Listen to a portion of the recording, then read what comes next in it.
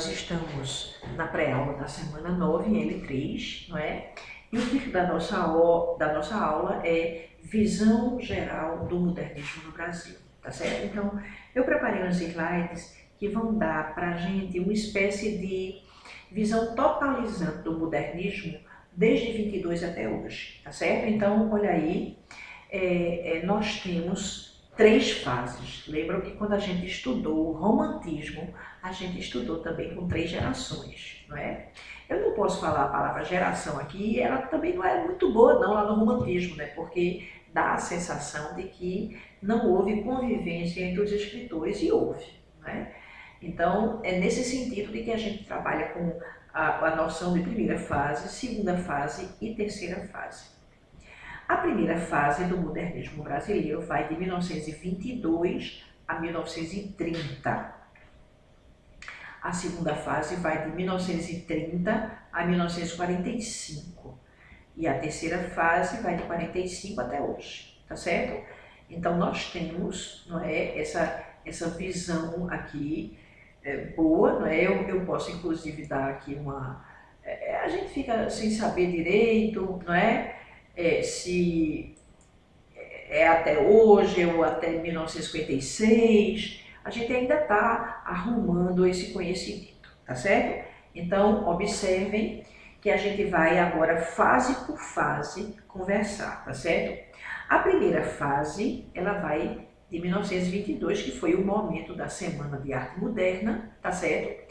Até 1930, em que houve aqui no Brasil uma revolução, tá certo? Então, o que é que a gente tem aqui? As características desse primeiro momento, tá certo? A primeira característica é a iconoclastia. O que é que significa iconoclastia? Icono significa imagem e clastia significa destruição, tá certo? Então, observem que é uma ruptura com a tradição. A gente viu na semana passada que o modernismo é exatamente isso, né? Por conta do que aconteceu com as guerras mundiais, a gente faz uma ruptura com a tradição, né? Com as ferramentas com as quais a gente criava o belo na tradição, tá certo? Esse primeiro momento não é um momento muito produtivo, tá certo? Por quê? Os ideais de destruição eram maiores do que os ideais de construção. Lógico que um grupo que quer destruir, ele constrói pouco, né? Porque a energia dele é diferente, né? É destrutiva. Como foi esse primeiro momento? Né? É uma reflexão sobre a cultura e a identidade nacionais no momento em que a globalização estava nascendo. Então, o telégrafo, o telefone, o fonógrafo, já eram tecnologias que existiam nesse momento.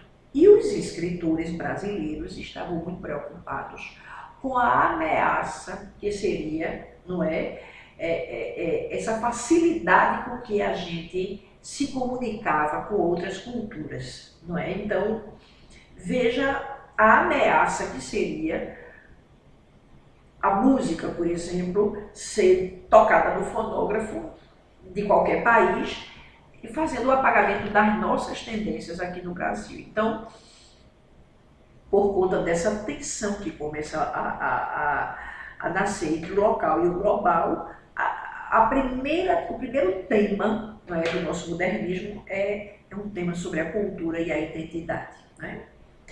É um momento em que a poesia é mais volumosa do que a prosa. Por quê, gente? Por quê?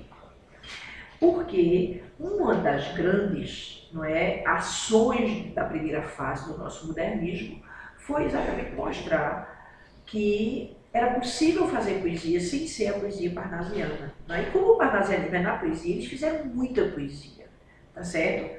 Então, são essas as características do primeiro momento. Né? Quem são os escritores do primeiro momento? Mário de Andrade e Oswald de Andrade, tá certo?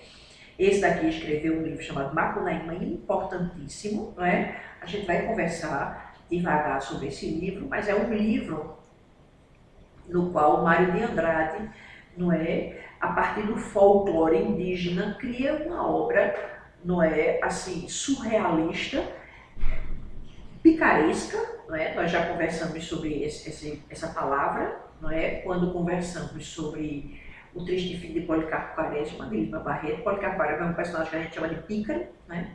E Macunaíma é assim, é um personagem pícaro, né? E que propõe a identidade do povo brasileiro, né? Oswald de Andrade, ele escreveu um livro muito interessante chamado Memórias Sentimentais do João Miramar, não é? Que é mais uma obra assim, meio metalinguística, que é um dos grandes temas, não é, do modernismo, é a literatura sendo feita pensando a literatura, né? Então, a gente tem aí algumas questões importantes, tá certo? Que são trazidas por esses dois escritores nesse momento. Inicialmente, eles eram muito amigos, né? Começaram a ficar amigos a partir da exposição de Anita Malfatti, a famosa exposição de Anita Malfatti, né? Anita Malfatti, nessa exposição, trazia traços expressionistas e Monteiro Lobato, não é, se posicionou ao contrário. E os dois jovens, Mário de Andrade e Oswald de Andrade, se conheceram defendendo a Anita, né? E a partir daí eles começaram a pensar. Mas depois eles se afastaram, tá certo? Porque eles têm ideias diferentes do que significa a literatura brasileira. Depois a gente conversa sobre isso, né? Bom, a nossa segunda fase, aí é a fase mais importante do nosso modernismo, né? É a fase de construção do nosso modernismo, inclusive porque tem gente que acha que o modernismo termina em 1945. Aqui é o contrário, a prosa é mais volumosa do que a poesia, não é? Então, o que é que a gente tem aqui nessa segunda fase? Veja, quando a gente vai conversar sobre a primeira fase, Mário de Andrade era poeta e prosador e Oswald de Andrade era poeta e prosador, não é? Então, ambos escreviam poesia e prosa, tá certo? Não é o caso dos escritores do segundo tempo modernista, né? O que é que a gente tem aqui? A gente tem autores que escreveram poesia e autores que escreveram prosa. Quais são as características da poesia da segunda fase do nosso modernismo? Primeiro, é uma poesia filosófica, também chamada de neossimbolista, tá certo? Ela mantém as conquistas de 22, trabalha questões humanas, dependendo do autor, faz considerações sociais e políticas. E o que é que a gente vê? Né? A presença dos acontecimentos do século XX, não é? Na literatura do século XX. Né? Então, essa poesia é uma poesia muito importante, porque ela retoma o simbolismo dentro de uma forma moderna. Não é? E a gente tem uma prosa neorrealista, não é? O que é que a gente tem aqui? A manutenção das conquistas de 22, a denúncia das questões políticas e sociais da região Nordeste. 3. Foco nas especificidades do Nordeste. Então, eu queria chamar a atenção de vocês, tanto eu mudei a cor da letra, né? Para aqui, os escritores são nordestinos e falam sobre coisas que só existem no Nordeste. Por exemplo, a seca, a retirada da seca, o coronelismo, as tocaias, não é? A concentração fundiária.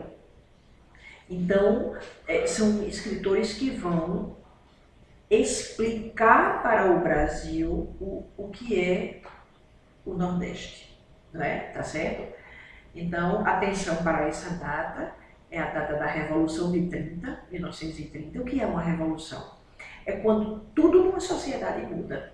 As questões econômicas, as questões sociais, as questões culturais, as questões éticas, as questões morais, tudo muda, não é? Então, a gente tem em 30 uma nova cara do Brasil, tá certo?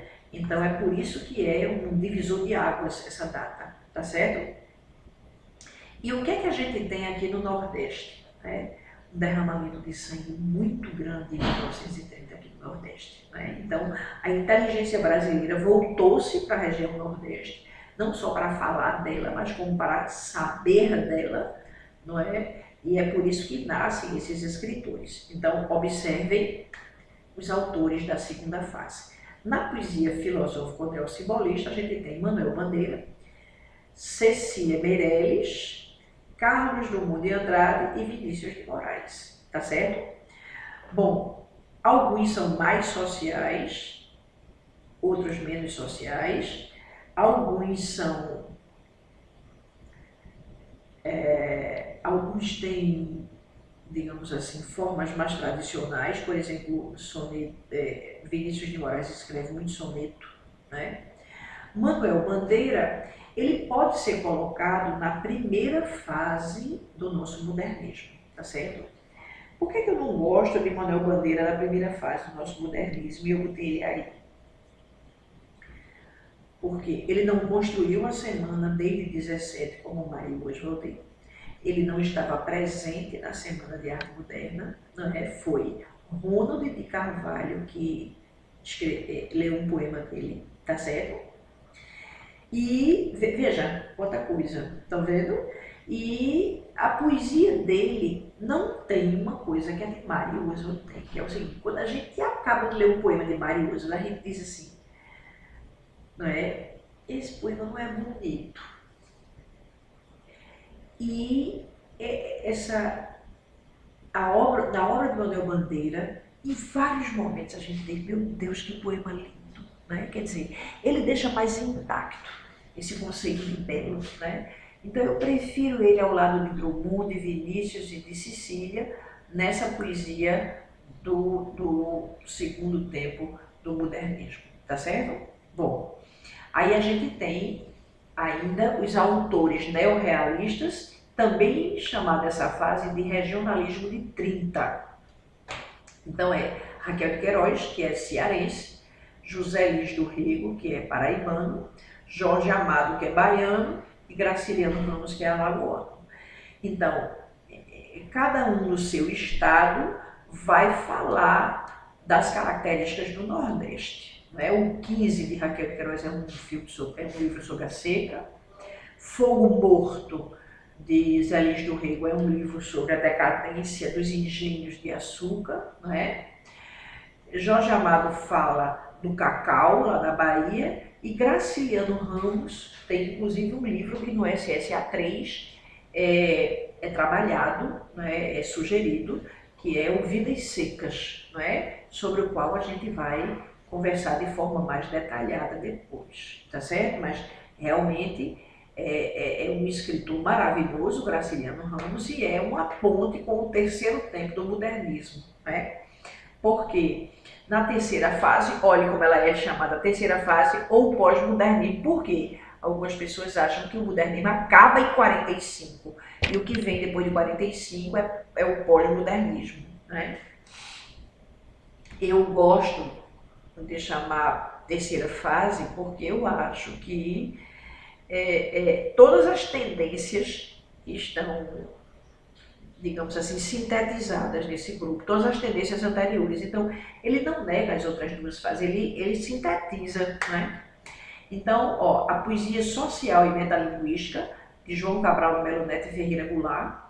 O que é isso? Veja, eles fazem uma poesia social e política, não é? Por exemplo, João Cabral de Melo Neto escreve o Morte e Vida Severina, que é um livro maravilhoso, tá certo? E, ao mesmo tempo, o grande tema da obra de João Cabral é o tema da metalinguagem, quer dizer, é uma poesia que pensa sobre a poesia, né? Então a gente tem aí essas características que são tanto sociais como metalinguísticas, né? Na prosa, a gente chama a prosa de prosa formalista. O que é que significa isso? É porque Clarice Lispector e João Guimarães Rosa escrevem de uma forma muito diferente. Quer dizer, há a quebra da gramática tradicional, não é? E eles trabalham com uma língua assim, levada ao limite nas suas possibilidades, não é? Então, esses dois escritores são escritores que trabalham com uma forma muito especial, né? A língua portuguesa não está na sua ICNTP aqui, nesse momento, né? E o teatro a gente tem de Ariano Suassuna, que é interiorano e comédia, e Nelson Rodrigues, que é urbano e tragédia. Então nós temos aí, não é, 6 escritores, cada um seguindo um caminho, não é, especial e complementado o outro, tá certo? Então olha aí. A poesia social e metalinguística é João Cabral do Melo Neto Ferreira Goulart, né? Olha aí os dois. E a prosa formalista, Clarice Lispector e João Maria Rosa, né? Quer dizer, eu botei aqui o retrato de todos, né? No teatro, Ariano Suassuna e Nelson Rodrigues. O que é que a gente tem em alguns escritores nessa terceira fase, não é? É o que a gente chama de o regionalismo do 45, não é em todos os escritores, não é? É em João Maria Rosa, João Cabral do Melo Neto e Ariano Suassuna. Como é esse regionalismo aqui? É um regionalismo filosófico. É por isso que a gente diz que, não é, ele tem essa quebra, essa terceira fase tem essa quebra da língua, não é, meio surrealista, meio cubista, típica da primeira fase. A gente tem na, poesia, na prosa de João Guimarães Rosa e Clarice Lispector, tá certo? E a gente tem o regionalismo e a filosofia do segundo tempo, não é?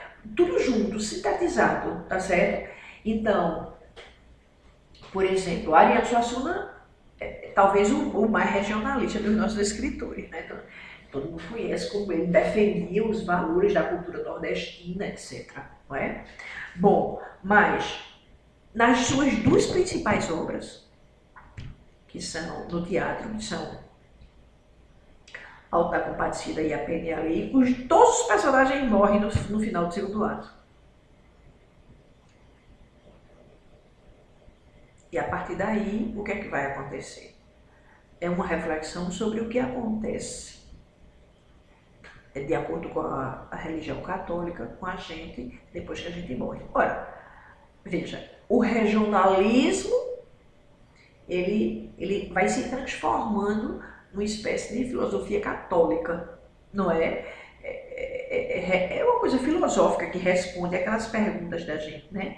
O que é que eu estou fazendo aqui, para onde a gente vai, de onde a gente vem, né? Que são dessas perguntas, que é dessas perguntas que nasce a filosofia, né? Então a gente tem o casamento do regionalismo com a filosofia nas obras de João Guimarães Rosa, João Cabral de Melo Neto e Ariano Suassuna, né? Então olha aí, para as nossas questões, né? Indo às consequências finais da posição de José de Alencar no romantismo, esse autor adotou como base de sua obra o esforço de escrever numa língua inspirada pela fala corrente e os modismos populares, veja, não hesitando em usar formas consideradas incorretas. Isso só é possível no modernismo, não é? Desde que legitimadas pelo uso brasileiro. Com isso, foi o maior demolidor da pureza vernácula e do culto da forma. Por exemplo, José de Alencar não chegou a essas formas incorretas, né? Então vamos para frente. O texto refere-se a Olavo Bilac de jeito nenhum. Olavo Bilac era parnasiano, ele era a favor da correção absoluta da linguagem, não é? Machado de Assis idem. A Luísa Azevedo do realismo, Euclides da Cunha do pré-modernismo, que tem uma erudição linguística fabulosa. Então a nossa resposta é Mário de Andrade, que usava o erro nas suas obras, desde que o erro fosse legitimado no uso da língua pelos brasileiros, tá certo? E nós temos aí o texto para a próxima questão. Personagem frequente dos carros alegóricos, Dom Pedro surgia nos anos 80, ora como Pedro Banana, ora como Pedro Caju, numa alusão à sua falta de participação nos últimos anos do Império. Mas é só com a queda da monarquia que se passa a eleger um rei do carnaval. Com efeito, o rei Momo é uma invenção recente, datada de 1933. No século XIX, ele não era rei, mas um deus grego, zombeteiro, pânico e amante da galhofa. Nos anos 30, vira rei Momo e logo depois cidadão. Novos tempos, novos termos. Olha aí, Lilian Schwartz, As Barbas do Imperador, não é? Vamos lá. Questão 2. O conceito de carnavalização aplicado às artes e aos processos culturais indica uma operação que o dicionário define como subversão ou marginalização de padrões ou regras sociais, morais e ideológicas, em favor de conteúdos mais ligados aos instintos e aos sentidos, ao riso, à sensualidade. O poeta Manuel Bandeira, ao publicar seu segundo livro, Carnaval, fez ver que desejava. Veja, nós estamos trabalhando aqui, não é? O Manuel Bandeira, eu acho que a pessoa que fez a questão está localizando o Manuel Bandeira no primeiro tempo, não é? Essa história da quebra do livro, etc, né? Moderar os excessos libidinosos. Não é? Inclusive, a gente não tem esse tema nesse livro Libertinagem, de Manuel Bandeira, tá certo? Vamos lá. Se libertar do aspecto depressivo que dava um tom aos versos de Cisa das Horas. Então, a gente tem... O que é que aconteceu com o Manuel Bandeira? O Manuel Bandeira, ele foi amadurecendo para o modernismo, tá entendendo? Então, Cisa das Horas foi o primeiro livro dele. Ainda tinha nesse livro, ainda havia nesse livro muitos elementos parnasianos e simbolistas misturados, entenderam? Então, vamos olhar as outras, né? Denunciar as festas momescas, alinhando-se com o espiritualismo, nada disso, não é? Dissolver a disciplina do verso clássico, prestigiando a voga pré-modernista, não. A voga modernista, que é quando a gente vai quebrar a forma, né, da tradição. Reagir à opressão política que caracterizou a sociedade brasileira dos anos 90, dos anos 1910, tem nada a ver. Então, é a letra B, não é? Que é o seguinte: como Cisa das Horas é o primeiro livro de Manuel Bandeira, então o que é que a gente tem, não é? Nós temos exatamente esse amadurecimento dele, do autor, em direção do modernismo, tá certo? Então vamos lá. Texto para a próxima questão. João Gilberto Noll nasceu em Porto Alegre no ano de 1946. Além de contista e romancista, fez incursões pela literatura infantil. Ganhou 5 prêmios Jabuti. João Gilberto Noll faz uma literatura caracterizada pela dissolução. Seus romances são concisos e apresentam enredos episódicos sustentados pela causalidade. Essa técnica difere da técnica narrativa que estabelece o elo entre o real e o ficcional. Os personagens de Noll são seres não localizados e alijados da experiência, muito embora lançados numa sucessão frenética de acontecimentos e passando por um sem número de lugares. O que vive não se converte em saber, em consciência de ser e de estar no mundo. Vamos lá. Duelo antes da noite. No caminho, a menina pegou uma pedra e atirou-a longe, o mais que pôde. O menino puxava sua mão e reclamava da vagareza da menina. Deviam chegar até a baixa-noite encantado, e o menino sabia que ele era responsável pela menina e deveria manter uma disciplina. Que garota chata, ele pensou. Se eu fosse Deus, não teria criado as garotas, seria tudo homem igual a Deus. A menina sentia-se puxada, reclamada e por isso emitiu lições de ódio. Graças a Deus que eu não preciso dormir no mesmo quarto que você. Graças a Deus que eu não vou morar nunca mais com você. Vamos e não resmunga, exclamou o menino. E o sol já não estava subindo? Isso nenhum dos dois perguntava, porque estavam absortos na raiva de cada um. A estrada era de terra e por ela poucos passavam. Nem o menino nem a menina notavam que o sol começava a se pôr e que os verdes dos matos se enchiam cada vez mais de sombras. Quando chegassem a Encantado, o menino poria ela no opala do prefeito e ela nunca mais apareceria.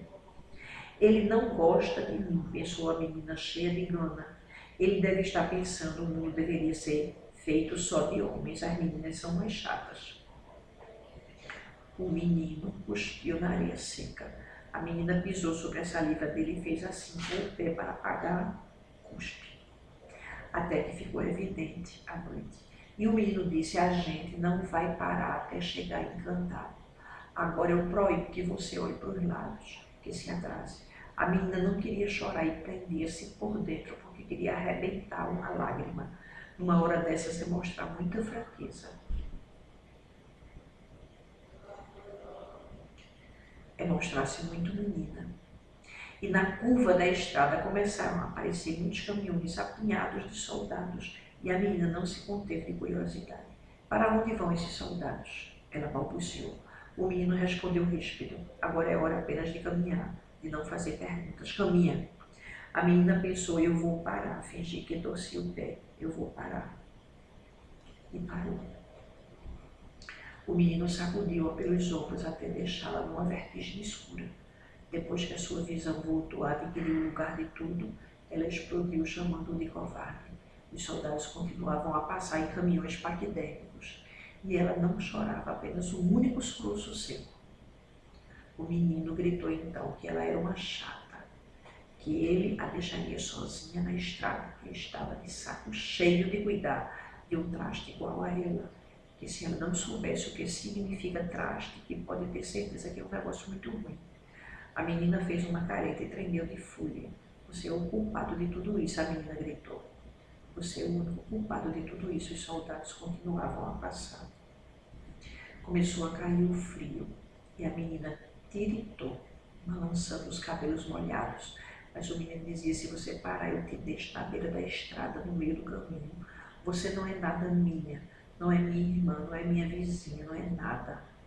E Encantado era ainda a alguns lerdos quilômetros. A menina sentiu que seria bom se o Encantado chegasse logo, para se ver livre do menino.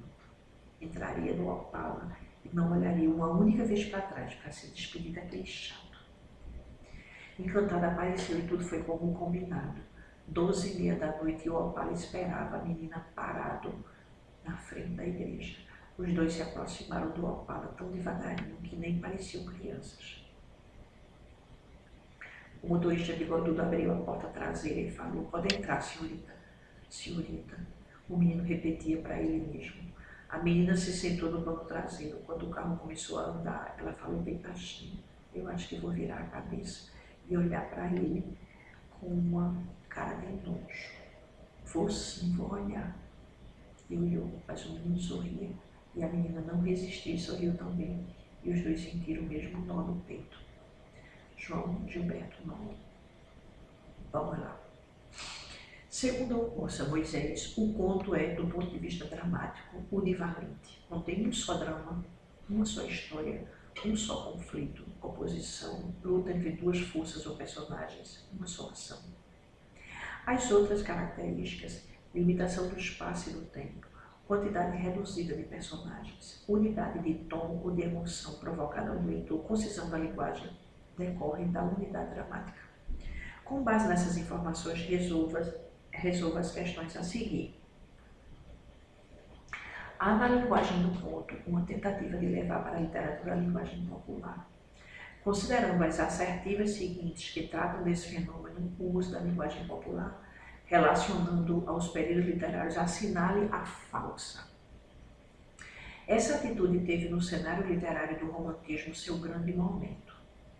O desejo de independência no campo político, o avanço dos ideais nacionalistas, o desejo de criar uma língua portuguesa diferente do português falado em Portugal, tudo apontava para o mesmo anseio, uma nação independente com um caráter peculiar, não é? Então, observe que a gente está tudo certo, não é? A gente tem que marcar a falsa. Então, lá no romantismo, o que foi que a gente viu? Que era os escritores registrando a língua portuguesa que era usada aqui no Brasil. Tanto que José de Alencar usa muito tupinismos, não é? Lembram disso? Letra B. Esse ideal foi esquecido durante o realismo com escritores mais universalizantes como Machado de Assis, corretíssimo. Não é? O grande tema do romantismo era o nacionalismo, um dos grandes temas do romantismo, mas o realismo não tem nada a ver com isso. Não é? Qual é a grande reflexão do realismo? É sobre os seres humanos e a natureza humana. Corretíssimo. O simbolismo e o parnasianismo reacenderam o desejo da criação de uma língua brasileira também.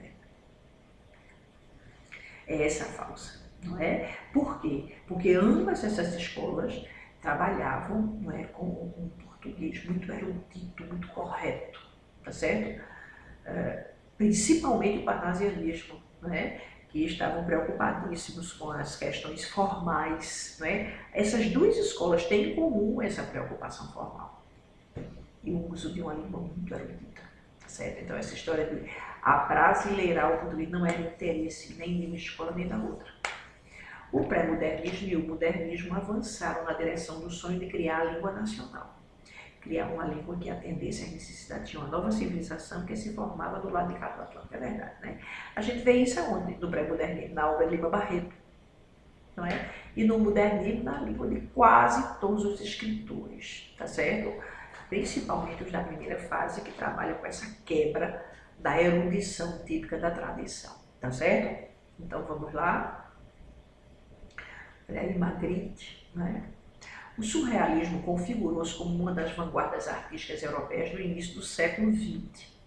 René Magritte, pintor belga, apresenta elementos dessa vanguarda em suas produções. Um traço do surrealismo presente nessa pintura é, olha aí, olhar de novo, tá vendo? Vocês estão vendo que não aparece no espelho, o espelho não está refletindo, está refletindo duas costas sobrepostas, não é? Então, justaposição de elementos díspares observadas na imagem do homem no espelho, é essa a nossa resposta, não é? Veja, nessa pintura crítica ao passadismo não tem nada a ver, a construção da perspectiva, na verdade, está quebrada a perspectiva, né? Processo de automatismo, não. Procedimento de colagem, não. Né? Então, uma das características do surrealismo é a sobreposição. Lembram quando a gente estava olhando aquele quadro, A Persistência da Memória, de Salvador Dalí, não é? Que havia um fiorde, um espelho d'água, um garrancho de árvore e um relógio derretido. Quer dizer, esses elementos eles não combinam entre si. E o surrealismo faz uma justaposição de elementos, não é? De elementos descombinados, tá certo? Então é a letra A. E agora, texto para as próximas duas questões. Tapuia. As florestas ergueram braços peludos para esconder-te, com ciúmes do sol. E a tua carne triste se desabotoa nos seios, recém-chegados do fundo das selvas. Pararam no teu olhar as noites da Amazônia, mornas e imensas. No teu corpo longo ficou dormindo a sombra das 5 estrelas do cruzeiro. O mato acorda no teu sangue sonhos de tribos desaparecidas, filha de raças anônimas que se misturaram em grandes adultérios. E erras sem rumo assim pelas beiras do rio que teus antepassados te deixaram de herança. O vento desarruma os teus cabelos soltos e modela um vestido na intimidade do teu corpo exato.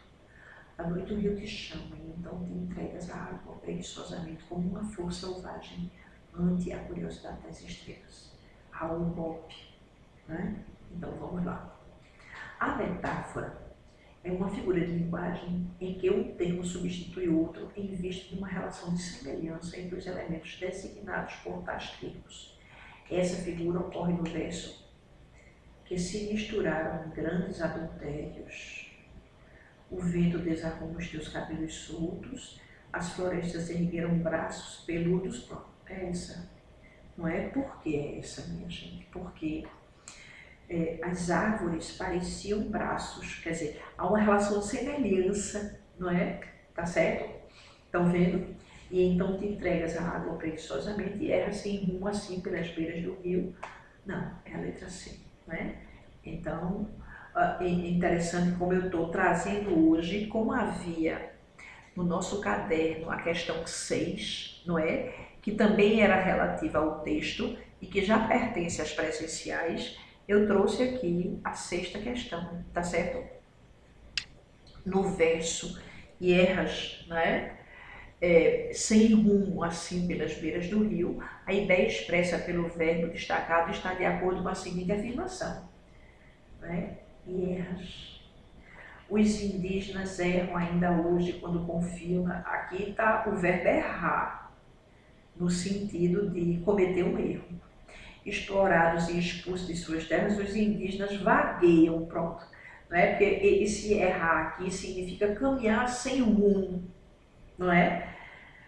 Em função dos sucessivos ataques do homem branco, os indígenas lamentam os erros cometidos, está vendo aqui? É diferente, não é, no caso, caminhar sem destino, não é? É a letra B.